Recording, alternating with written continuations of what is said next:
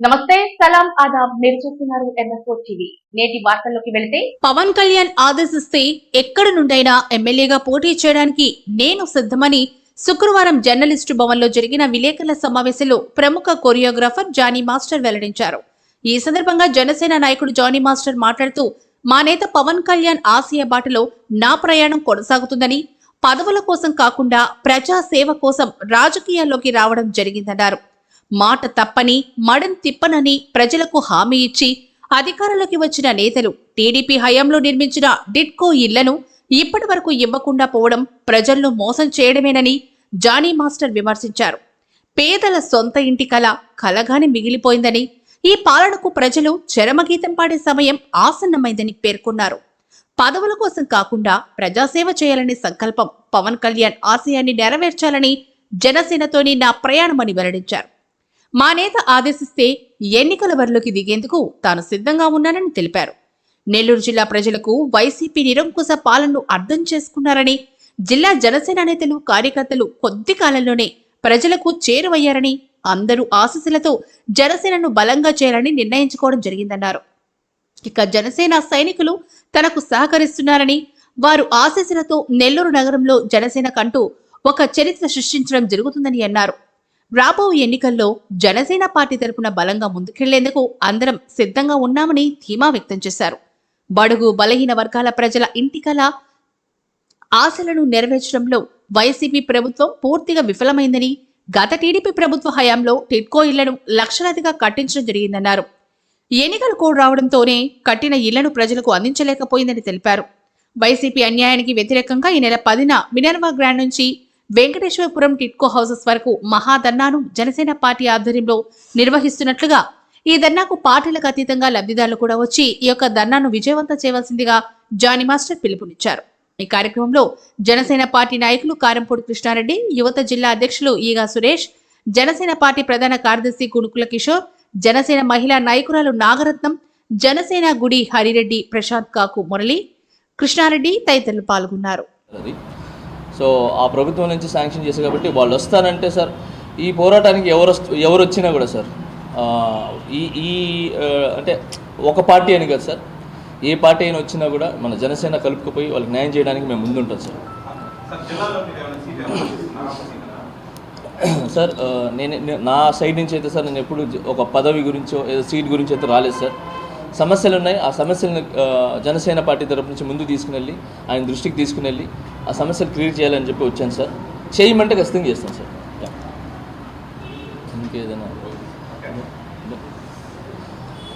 So అలాగే మీ ఉంది కదా. ఓకే, ఫస్ట్ ఆఫ్ ఆల్ అందరికీ నమస్కారం. మీడియా మిత్రులకి, పత్రికా మిత్రులకి థ్యాంక్ యూ సో మచ్ పిలవగానే ఇక్కడికి వచ్చినందుకు. అందరికీ నమస్కారం. నేను మీ జానీ మాస్టర్. ఇప్పుడు మాస్టర్ లాగా కాకుండా జన సైనికుల్లాగా వచ్చాను ఇక్కడికి. ఈ ప్రెస్ మీట్ పెట్టడానికి ప్రధాన ముఖ్యాంశం ఏంటంటే టిడ్కో హౌసెస్ ఉన్నాయి కదా, దాని గురించి రేపు మినర్వా హోటల్ దగ్గర నుంచి 10 గంటలకి టిడ్కో హౌసెస్ దగ్గరికి ఒక 1000 మందితో వెళ్తున్నాము. సో అక్కడ దాదాపు ఒక 3 నుంచి 5 గంటల వరకు కూర్చుంటున్నాను. దానికి ఇమీడియట్లీ సమాధానం చెప్పాలి. ఇప్పుడున్న ప్రభుత్వం ఏదైతే ఉందో వైసీపీ ప్రభుత్వం ఇమీడియట్లీ దాన్ని రియాక్ట్ అయ్యి ఆ 5.5 సంవత్సరం నుంచి ఎందుకు ఇవ్వలేదు, సో ఇమీడియట్లీగా మళ్ళీ చెప్తున్నాను, దానికి ఎవరైతే బాధితులు ఉన్నారో రెంట్లు కట్టుకోలేక ఈ 5 సంవత్సరాలు రెంట్లు కట్టారు, ఆ రెంట్తో సహా ఇచ్చి ఆ ఇల్లులు ఇవ్వాలని, అది ఇచ్చేదాకా వదిలే సమస్య లేదు. ఎవరొకరు గవర్నమెంట్ నుంచి వచ్చి సమాధానం చెప్పాలి. అప్పుడు దాకా అది 3 గంటల 5 గంటలు అక్కడే కూర్చొని ఉంటాను. సో ఎవరైతే బాధితులు ఉన్నారో, ఈ ఇల్లుల గురించి ఎవరైతే బాధితులు ఉన్నారో వాళ్ళందరూ రావాలి. నేను మీ అండగా ఉంటాను. మా జనసేన పవన్ కళ్యాణ్ గారు అండగా ఉంటారు. సో ఇక్కడి నుంచి మనం వెళ్తున్నాం. మీ ప్రాబ్లమ్స్ ఎన్నైనా చెప్పండి. అదే కాకుండా ఇంకా వేరే సమస్యలు చాలా ఉన్నాయి. సో ఆ సమస్యలు కూడా ముందుగా ఒక్కొక్కటి తీసుకొని ముందుకెళ్తానని జనసేన తరపు నుంచి మాటిస్తున్నాను. Thank you so much for all. ఎలా ఉంది సార్? ఎలా ఉన్నాయి? మీరు పోరాటం చేస్తానని వెళ్తున్నారు. టిడ్కో హౌసెస్కి సంబంధించి గవర్నమెంట్ వచ్చి మిమ్మల్ని కలిసారు సార్? చాలామంది వచ్చి కలిసారు సార్ టిడ్కో హౌసెస్ గురించి. ఎందుకంటే నేను ఆ కట్ట దగ్గర ఎక్కువ తిరుగుతుంటాను. ఎందుకంటే నేను పాత చెక్ పోస్ట్ నుంచి అక్కడి నుంచే వచ్చాను. ఆ పెన్నా నది కానీ రంగనాయకులపేట అదంతా కూడా అక్కడి నుంచే నేను వచ్చింది. హుస్సేన్ నగర్ అటు సైడ్ అంతా. సో వాళ్ళకున్న ప్రాబ్లమ్స్ కానీ అవతల వెంకటేశ్వరం సైడ్ నుంచి అదంతా తిరిగినండి. సో వాళ్ళందరూ కూడా వచ్చి మాకు ఈరోజు వరకు ఈఎంఐలు కట్టించుకుంటున్నారు, ఫోన్లు వస్తున్నాయి. ఎవరండి అని అంటే ఈఎంఐ కట్టండి అని చెప్పి. సో ఇల్లులే లేదు, ఈఎంఐ ఎక్కడి నుంచి కట్టాలా, సో రెంట్ కట్టుకోవడానికి ఇబ్బంది ఉంది అని చెప్పి చాలామంది బాధపడ్డారు. ఈ విషయంలో ఒక మాట చెప్పాలంటే అనిల్ అన్న గారు మన ఇక్కడి నుంచి ఒక మాట చెప్పారు, ఒక హామీ ఇచ్చారు. ఆయన ఎలా అంటే, అనిల్ అన్న నువ్వంటే నాకు చాలా ఇష్టం, పవన్ కళ్యాణ్ గారి ఫ్యాన్గా అప్పటి నుంచి మన లీలామాల్ థియేటర్ దగ్గర కానీ మన మన కలిసి సినిమాలు చూసాం, పేపర్లు ఎగిరేసాం, అన్నీ చేసాం. సో కళ్యాణ్ గారు అంటే మీకు గుండెలు ఎప్పుడు ఉంటారు, నాకు తెలుసు అది. అప్పటి నుంచి నాకు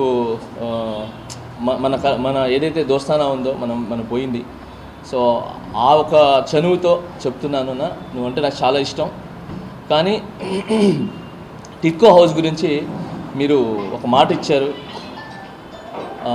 500 ఏదో ఉంటే అది కాదు, 1 రూపీలో నేను మీకు ఇల్లులు ఇస్తాను, శాంక్షన్ చేపిస్తాను 1 రూపీ అని చెప్పి ఈరోజు ఆ 1 రూపీ కాస్త ఎటుపోయిందో తెలియదు.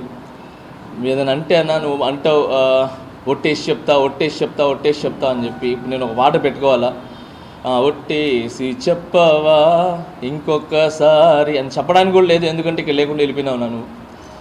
సో ఇమీడియట్లీగా నువ్వైనా స్పందిస్తావని చెప్పి నేను ఆశిస్తున్నాను. అండ్ అలాగే మీ గవర్నమెంట్ నుంచి ఇమీడియట్లీగా అక్కడికి వచ్చి అది ఏదైతే 1 రూపీ 1 రూపీకి ఇప్పిస్తా అన్నానో అప్పుడు దాకా ఓటు కూడా అడగను అని చెప్పారు. సో ఓటు అడగడానికి మీకు హక్కే లేదు, ఎందుకంటే ఇక్కడి నుంచి వెళ్ళిపోయినారు మీరు. దాని తర్వాత నేను నిరూపించుకున్నాను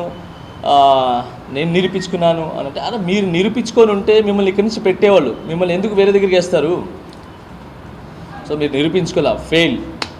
సో దయచేసి దీన్ని ఇమీడియట్లీ స్పందించి రావాలి, వాళ్ళకి ఇల్లులు ఇవ్వాలని మనస్ఫూర్తి కోరుకుంటున్నాను. And thank you so much. ఇంకేమైనా అడిగితే అడగండి. సార్